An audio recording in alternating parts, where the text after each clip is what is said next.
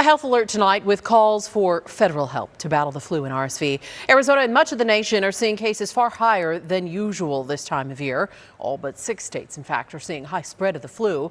This time last year, only 2 states were seeing high spread. Well, with the higher cases of cold and flu and RSV and COVID here in Arizona, we've been hearing from so many parents who are so worried because they can't even find Tylenol or even ibuprofen for their kids. We spoke with a mom in Surprise who went to 9 stores before she could find medicine for her 8-month-old who has COVID. We reached out to some of the largest pharmacies. We did hear back from CVS. The company tells us they're seeing an increased demand in children's cold, flu, and pain relief products. So what should you do if you can't find what you need, Tylenol or ibuprofen for your child? We took that question to ABC15 Health Insider, Dr. Janice Johnston.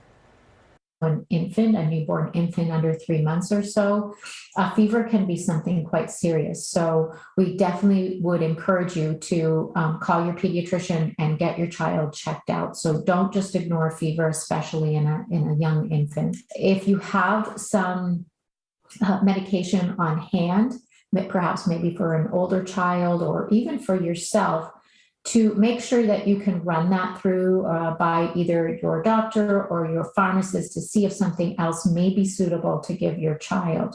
She goes on to say there are some red flags to watch out for. That means it's time to take your child into the doctor's office or even urgent care. First, if their fever isn't going away, if they're vomiting, if they're irritable, or if their energy is just drained. The hopeful news in all this is, she says that manufacturers say this shortage should be resolved in the next couple of weeks. Dr. Johnston also shared some things parents can do at home so we can help our children with a fever feel a little more comfortable. And we've added those tips to abc15.com.